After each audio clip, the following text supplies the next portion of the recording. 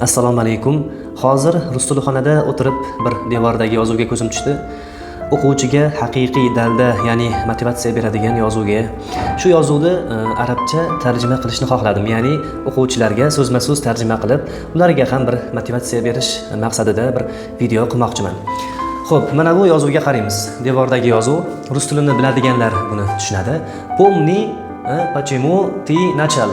Aksentim bo'lsa uzr. Pomni, почему ты начал? Ya'ni pomni degani bu yerda esla deyapti, yodda tut. Почему? Ya'ni nima uchun? Ты начал. Ты начал. Sen начал boshlagansan demoqchi, boshlading. Xo'p, tarjima qilamiz. Pomni degani arab tilida izkur bo'ladi. Izkur o'g'il bolaga. Izkuri qiz bolaga. Izkur esla. Limaza? Почему? Degani arab tilida nima uchun? Limaza? Ti arab tilida anta yoki anti sen degani, nachal boshlading bo'lsa arab tilida bada'ta. Bada'ti qiz bolaga.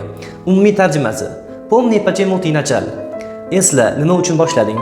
Izkur limaza bada'ta. Ya'ni haqiqatan o'quvchi shu dangasa o'quvchilarga taalluqli shu yozuvni o'qisa eslaydi-da, birinchi kelganda qanaqa niyatlari bor edi uni. Zo'r bo'lib ketish, tilni o'rganib, bir qandaydir kelajakka erishish edi. Endi bu yozuvni esdan chiqarib qo'ydi u. Ya'ni bu iborani. Demak, shu iborani esdan chiqarib qo'yganlarga borib qo'yamiz.